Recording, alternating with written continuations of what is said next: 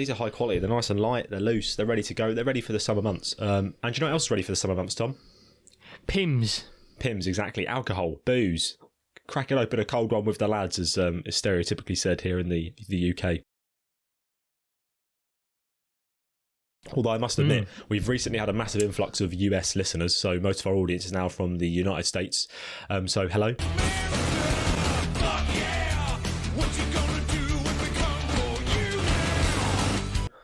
Welcome to the podcast. If you don't understand some of the stuff we're saying, it is what it is. Then that's your problem. That's not our problem. There's nothing we can do. That's your problem. This is what happens when you leave the colonies, you know. You lose out on all the benefits. And we've just offended our new audience space. Brilliant. Anyway, look, we're gonna tackle what is a controversial episode in alcohol. Of course, it is. You know, it's close to many people's hearts, you could say. And literally in some cases. Yeah, in some cases, yeah. Well, yeah, God's sake. And at the core of this really is that there's a thing that I like to say is people love taking your advice until it directly affects them. They'll be on board or something, but the moment it affects them 100% directly, there'll be this sort of language of stop telling me what I can and can't do, etc., which we are going to come on to more later. There's a point I want to make, but I just want to make it clear though, what we're looking at is the data and seeing what happens in a health and fitness point of view. Okay, how you react to this information is essentially on you. You know, we live in a society, as we often say, and we're not going to get too much into the social implications of it and the more, I don't know how to describe it. The ethical side of things. I don't want to go into too much of that because that's obviously out of our remit, and that's a bit more of a deep, serious topic that I don't feel like we should really go into. We're going to look at it more from a basic health standpoint, sports performance, all that sort of stuff. Okay, in our saying our lane essentially. I mean, I want to say that we're going to come at this from like one unbiased point of view. Mm-hmm. However, conflict of interest saying that. Bill, we have, partaken in a few drinks in our time. We don't fuck about. We have caused problems and, we have literally... caused problems? It sounds a bit fucking deep. I'm just saying we have partaken in a few drinks in our time, And we've got pictures to prove it, which I've actually shared numerous times. And we just leave imaginations to run wild from there. Mm. But no, in all serious, I don't really drink anymore. There isn't an actual, I've gone out of my way to not drink. It's just that I just don't really bother with it anymore. I just don't enjoy it. But I'm not one of those people where I'm like, oh, I don't drink anymore because same reason as why seed oils are killing us, etc.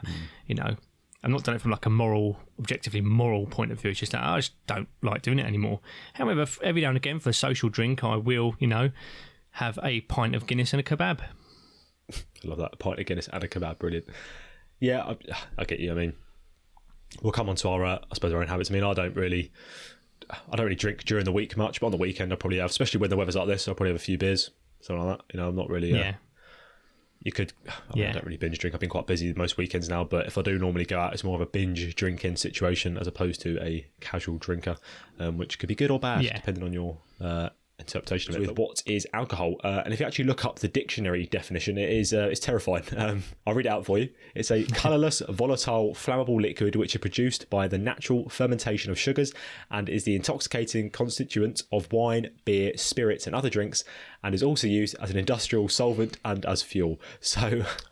also known as the good stuff. Yes, I mean, reading that, it sounds unpleasant, to put it lightly.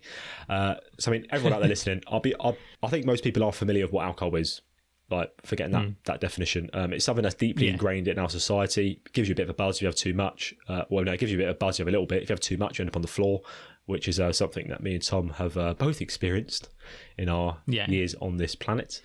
And most people do know it's not a surprise that too much can be detrimental to your health. That should not really come as a surprise to anybody. I still don't think they've actually managed to reopen that funeral home. What? Funeral home? Sorry, no, we're not talking about our own personal drinking stories, are we?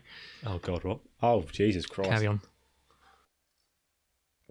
Anyway, so I suppose the question is, if I said too much can be detrimental, we know this, so why do we keep drinking more? Well, as I said, we're not going to go down that social commentary rabbit hole.